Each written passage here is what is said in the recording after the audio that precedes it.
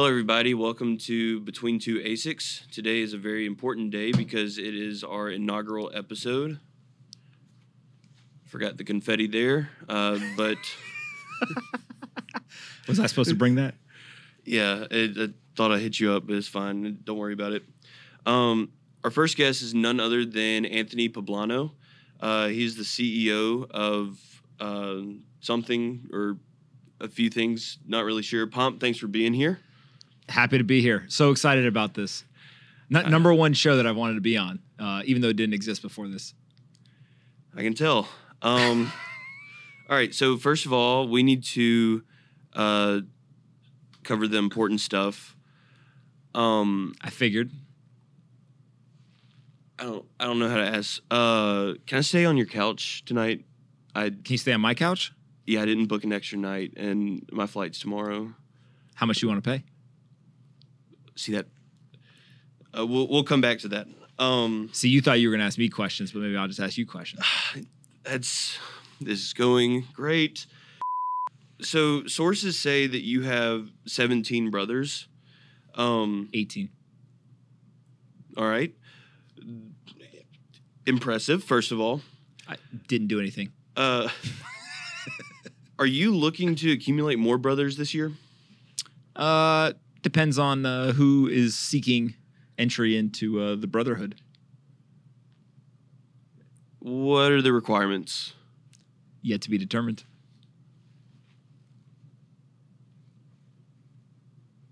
All right, just had to write that down. Are you sure you're not just cloning yourself to make knockoff versions of you so you can get more content? If you know how to do that, I would love to do that. It'd be great. And then I could do nothing, and the clones could do all the work. I think we might have a vision here. We'll be in touch. Okay. Okay, so this is a personal question. Are you one of my brothers? Can I be? No. Okay. So this is a personal question I've been wanting to ask you for a really long time. When are you going to send me that Bitcoin back? Well, if you remember, I wasn't going to send you one. I was going to send you two, but you had to send me one first. Right, I did. And that was dumb. But you just said you were... I thought it was one of your Twitter burners that you were DMing me on. You mean the one that had a 0 instead of an O or an underscore? You know the bots are like an intelligence test, right? Yeah. I was just messing with you, dude.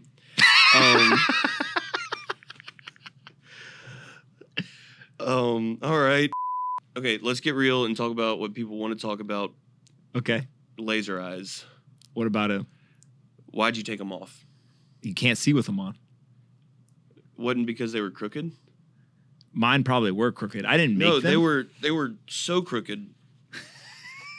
I didn't make it. So, we have photos. Perfect. Yeah. I even fixed it for you. I DM'd you, and I straightened them out. Do we think that they were actually crooked? Yes, look at them. I even gave you four alternates. Maybe my head is just crooked. Did you ever think of that? Maybe the eyes were actually level, and my head was just crooked. That would be kind of weird. No, man, they were messed up. Well, they're gone. Well, R.I.P. So now we don't have to worry about it. Let me see the other ones. Yeah, I made you all sorts of different alternates. I even DM'd you about it, but did I respond?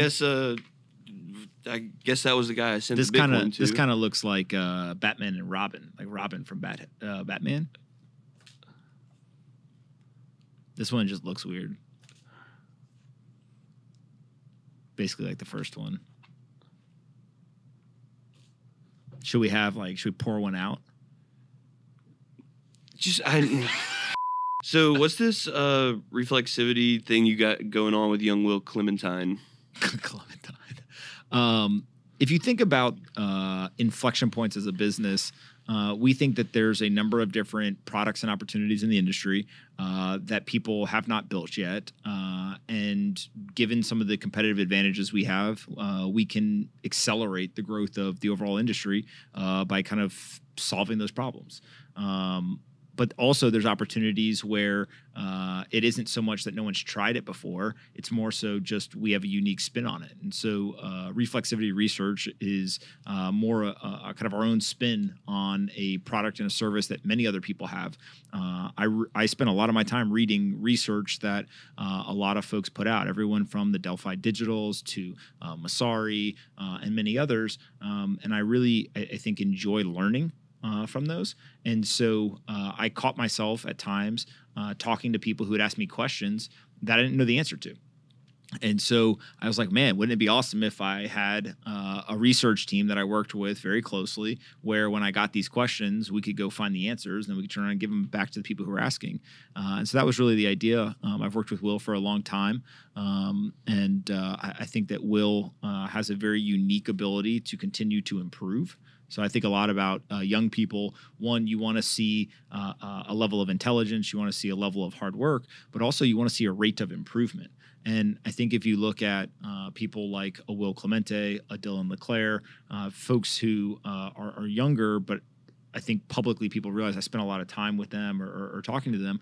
It's because I see the rate of improvement. And so it's like, look, where they are today is fascinating and interesting. But imagine where they're going to be in 3 years, 5 years, 10 years from now. And so it's been fun to build so far, and I'm excited to see what happens. Now, you said Will Clemente and Dylan LeClaire. And Tatum. I thought that they were the same person. Is that not the case? You should interview both of them together and ask them what they disagree on. Write that down. Write that down. I want executive producer credits on that episode. I will give it to you, trust me. Okay. We recently saw an outstanding debate on Twitter. Do you use a cast iron or stainless steel pan? I use the microwave. Oh, wow. And the grill. Okay, the grill is okay, but I'm really glad you saved it with that, because that was about to be a whole different debate. Why? You don't use a microwave? You know what we should all do? We should shut off our refrigerators. It's consuming too much energy. Unlike these bad boys here, refrigerators. Have you seen how much energy they consume? So I'm very curious where your head is I'm very curious where your head is in the Bitcoin space. Are you still as bullish as you were? Are you more bullish, less bullish? Like, what is? I know you say the bear market is time for building, but where do we go from here? How are you feeling? Where's your conviction? I'm convicted. All right. Look, I get that people want to have all these debates and stuff. I think people are just bored. Right? They're Honestly. super bored on the internet, and they end up having all of these controversies and debates that end up not mattering. And the truth is, inside of the Bitcoin community, getting like deeper conviction is not nearly as important as going outside of the community and finding other people who don't yet understand Bitcoin, don't understand the legacy financial system, and don't understand how important this technology can be.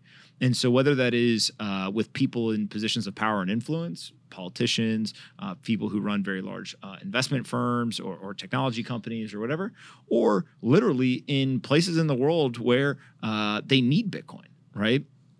I'm not very interested anymore in talking and arguing with the Bitcoin community. Like, to me, that stuff will get worked out, and the market will decide. It's a free market. Let the market decide what technologies and what pieces and all, just whatever. I don't have an opinion anymore. My focus is more so, how do we go find as many people as possible to come into the industry? And that's not the right strategy for everyone. That's just my strategy. We need people who are willing to do all the other things that I'm not doing. And I don't see a lot of people doing in the way that I've been spending a lot of time on to bring other people in. And so, like, that's the beauty of this, is it's a team effort without there being like a team, right? In some way, if you hold Bitcoin, you're on the Bitcoin team. And that sounds weird to people, because it means that you're going to disagree with your teammates. You're going to agree with your teammates. You may like things your teammates do. You may not like things your teammates do. But they're on the team regardless. And so when you see stats like 87% of Bitcoiners hold a token other than Bitcoin, there's a lot of people in the Bitcoin community who get really mad about that. Like, I can't change that. They can't change that, right? And so ultimately what you have to just realize is like you can spend your time yelling and screaming about other things, or you can focus on how do we take this piece of technology and bring it to as many people in the world as possible, because it is the single most important technology in the world. Is it getting hot in here, guys? All right, so we're going to end this episode with a little trivia game. If you get 3 of these 5 questions right, you receive one of the first 50 Bitcoin from the Genesis block. This is actually... Am I getting scammed right now? No, I promise you. Satoshi Nakamoto gave this to me. He emailed me and got my mailing address and sent this to me. Okay.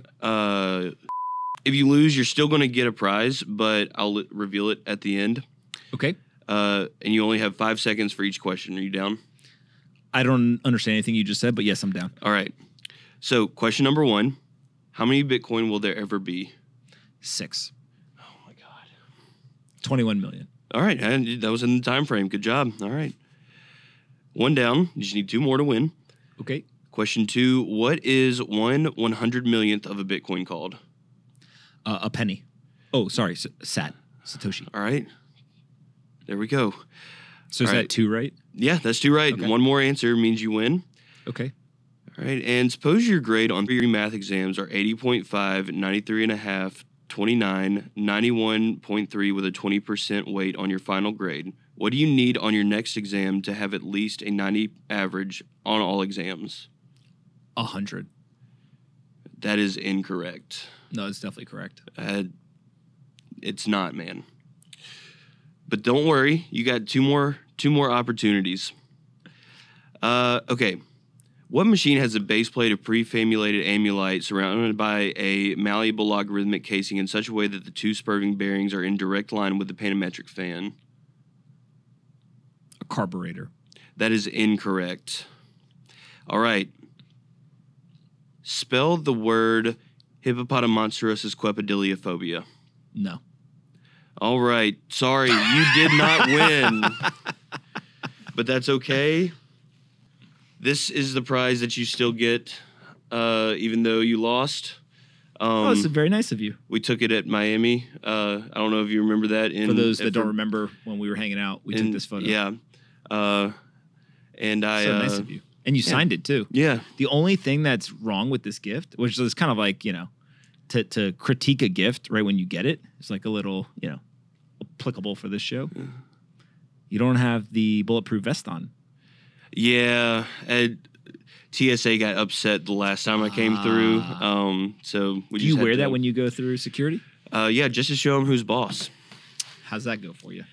I've been in the no-no room several times. But... Not surprised.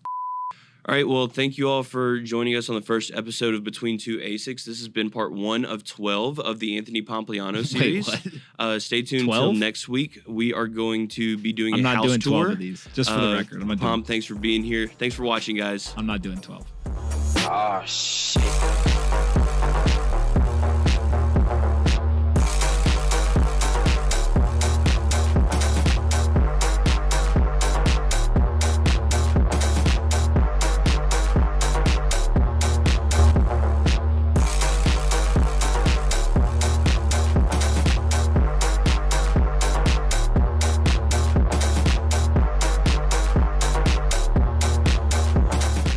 So thank you all for watching the first episode of Between Two ASICs. I'd like to extend a special shout out to Pranav, Ben, Hero of Bitcoin. Check out his game. Jim Shuchuk, on behalf of Jim Shuchuk and on behalf of Lago Bitcoin.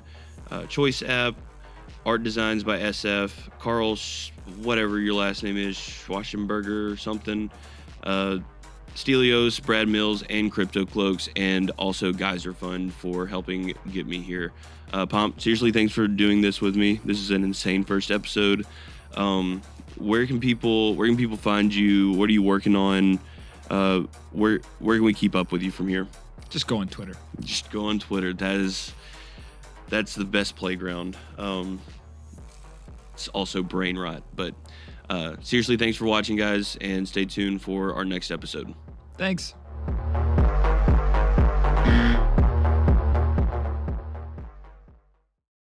Do you have laser eyes?